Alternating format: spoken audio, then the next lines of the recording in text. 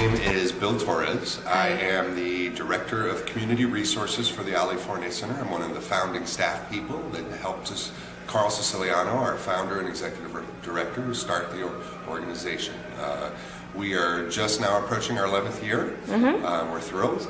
We are the nation's largest organization that provides services and housing for homeless LGBT queer youth. That's wonderful. Is it because people don't accept these kids It's for true. who they It's are? a very modern phenomenon. You know, people my generation, I'm in my mid-40s, typically waited until college, waited until they started their career and moved away from their family and moved to a big city. Right. I have friends that got married and had children before they came out of the closet.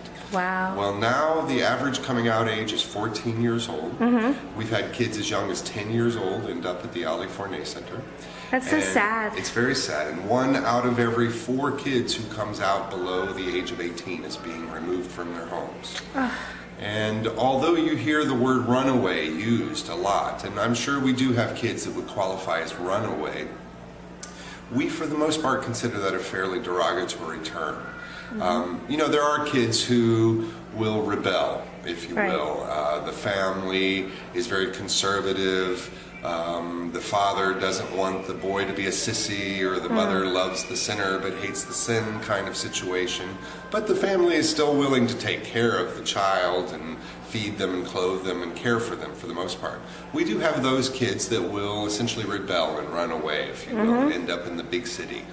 Are they from all over the country? I mean, like... From all over the country, all over the world, quite frankly. Really? And New York how do they City. know about your center? You know, I would imagine that unless they're from New York, they wouldn't necessarily know that coming here. It was only once they hit the streets, once they were desperate, once they started seeing some of the frightening organizations that exist out there, some of the state-run shelters, some of the faith-based run shelters, which are very much like prisons. Really? Frightening, scary, old-school Charles Dickens orphanage kinds of facilities. Very anti-gay. And yet, that's how they're going to find out about the Ali Forney Center. They're going to be scared to go in there. The word of mouth on the street is going to say, well, there's an organization like the Ali Forney Center who, unlike those other Charles Dickens orphanage type programs, what we do is we create small home-like environments. So typically what we'll do is rent a 3-bedroom apartment. The smallest bedroom becomes an office space for the staff. The staff doesn't live there. It's like an overnight shift or a day shift. And we will house 6 youth, changes depending on the size and the location of the place, but typically 6 youth per apartment, with the ultimate goal of creating a small, home-like, somewhat replicating the family that they were expelled from. Oh, that's great. And the difference is that one of those big, huge behemoth organizations, the kid becomes a number. They become one of the many prisoners in that facility. And eventually what it does is it really institutionalizes the kid. They begin to lose their self in that system. They're told when to wake up, when to go to sleep, when to eat, when to take a shower. And inevitably they are just being held, warehoused, if you will, until they reach a certain age, and then they're forced into the adult shelter system. We, on the other hand, create small home-like environments where each kid is a unique individual with unique dreams, unique goals, unique abilities. And we will explore that. We will, first of all, meet them where they're at. No judgment, tons of love, tons of care, celebrating who they are, getting them to a point where they are just stable. They're used to eating 3 meals a day, showering every day, changing their clothes every day. Once we get them to that point, then we're really able to ascertain what it is their ability, what are their goals, what are their dreams, and we begin to incorporate that into a contract, an independent living contract. And our ultimate goal is to meet them where they're at and get them to a point where they're capable of living independently. That's fantastic. Yeah. Are most of them, under the age of 14?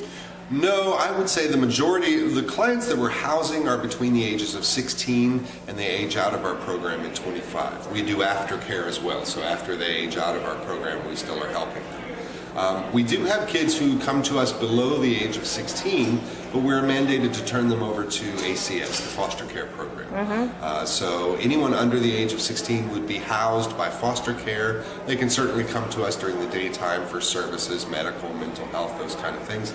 Eventually, though, foster care would even take over that. How do people donate to you? Well, there's all ways of donating. We certainly get a lot of federal money, state monies, city monies. We get corporate sponsorships, family foundation grants, those kind of things.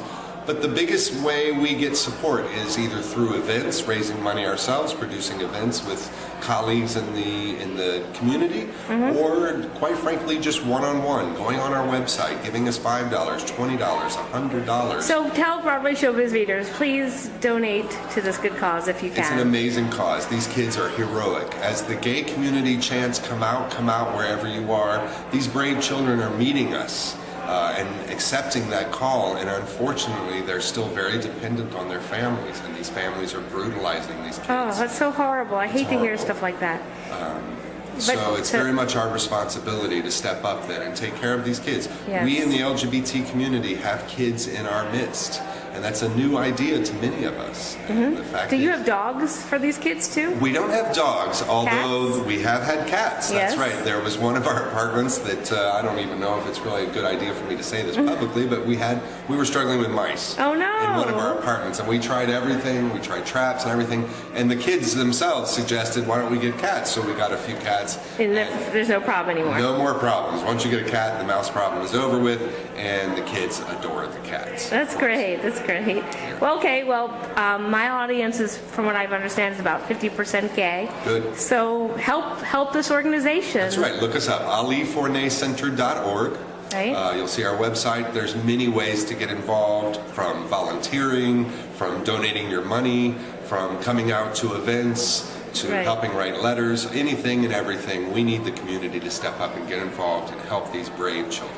Great. And it's Pride right now, so It is. you can do your part now by making a donation. That's exactly right. There's no better thing to be proud of than helping homeless kids Thank you very much. as well. Very much so.